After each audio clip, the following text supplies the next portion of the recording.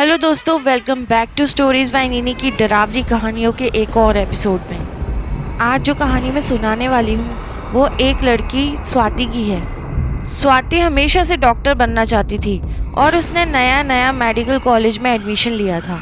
बस स्वाति को एक बात से बहुत ज़्यादा डर लगता था और वो थी रैगिंग। और उसने सुन रखा था कि कॉलेज में बहुत ज़्यादा रैगिंग होती है। लेकिन उसकी एक सहेली थी सोनिया, जिसने उससे कहा कि वो बिल्कुल भी चिंता ना करे, वो हमेशा उसके साथ रहेगी और जो भी प्रॉब्लम आएगी कॉलेज में वो दोनों साथ मिलके फेस करेंगे। पहले दिन जब स्वाति और सोनिया कॉलेज गए तो सब कुछ बहुत अच्छा था। सीनियर्स ने उनके साथ बहुत अच्छा व्यवहार किया, उनसे उनका नाम पूछा और इंट्रोडक्शन लिया और बस जाने दिया। स्वाति बहुत ज़्यादा खुश थी कि उसकी ज़्यादा बुरी रैगिंग नहीं हुई और सोनिया ने उसे बताया कि ऐसा इसलिए क्योंकि वो इस कॉलेज के सीनियर्स को पहले से ही जानती है। उसकी फेसबुक पर इन लोगों से बातें होती रहती हैं। ये सुनकर स्वाति को काफ़ी रिलैक्स फील हुआ क्योंकि उसे लगा कि हाँ, उसे कोई भी प्रॉब्लम नहीं आएगी। लेकिन असलियत में होना इसका बिल्कुल उल्टा था। 2 दिन बाद कॉलेज में फ्रेशर्स पार्टी ऑर्गेनाइज की गई। स्वाति इस पार्टी में जाना ही नहीं चाहती थी, लेकिन सोनिया ने उसे कहा कि नहीं, तुम्हें चलना चाहिए, तभी तो तुम सारे लोगों से फेमिलियर होगी। तो फिर स्वाति पार्टी में जाने के लिए तैयार हो गई। पार्टी हुई भी बहुत अच्छे तरीके से और स्वाति और सोनिया को वहाँ बहुत अच्छा लगा। सीनियर्स बहुत ही जल्द इन लोगों से घुल मिल गए और पार्टी के बाद ये लोग कॉलेज के बाहर रुककर बातें करने लगे। तभी एक सीनियर सोनिया से बोलता है कि हमें पास वाले हॉस्पिटल में जाना चाहिए।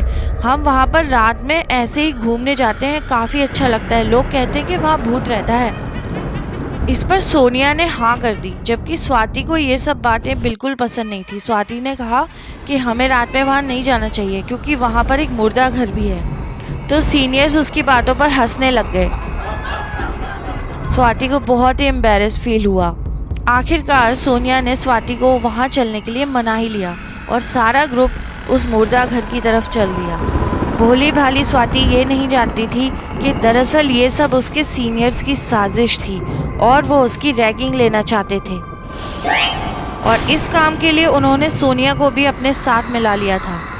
स्वाति इन सब बातों से अनजान मुर्दा घर के पास चली गई, जहाँ बहाने से एक सीनियर ने उसे अंदर बुलाया और वो खुद बाहर निकल गया और बाहर से मुर्दा घर का दरवाज़ा बंद कर दिया।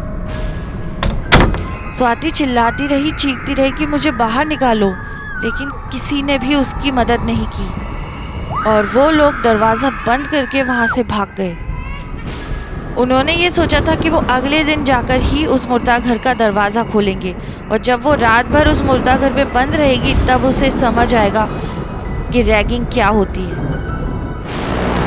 लेकिन दोस्तों, मुर्दा घर में बहुत ज़्यादा ठंड थी। इतनी ठंड कि स्वाति अचानक से कांपने लग गई।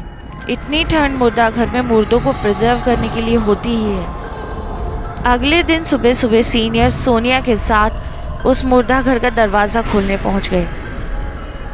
जैसे ही उन्होंने दरवाज़ा खोला तो देखा कि वहां पर कोई नहीं है, सिर्फ एक लड़की है जो कोने में बैठी है और वो कुछ खा रही है। जब उसने पलटकर देखा तो वो हैरान रह गया। दरअसल ये स्वाति थी और उसके चेहरे पर पूरी तरह से खून लगा हुआ था और वो कुछ खा रही थी। जब उसने ध्यान से देखा तो वो किसी मुर्दे का हाथ खा रही थी। वो सीनियर एकदम डरकर दरवाजे की तरफ भागा, लेकिन स्वाति वहां पहले ही पहुंच गई और उस पर अटैक कर दिया। उसे जमीन पर गिरा दिया और उसकी गर्दन पर काटने लगी। ये देखकर सोनिया बहुत ज्यादा घबरा गई और वो उस मुर्दा घर से बाहर भागी। जब वो लॉबी में भाग रही थी तभी सामने अचानक से स्वाति आ गई और उसके बालों को खींचने लगी। सोनिया दर्द के मारे चिल्लाने लगी, लेकिन स्वाति ने उसके गले पर पंजा मार दिया और उसके सारे बाल जोर से खींचने लगी।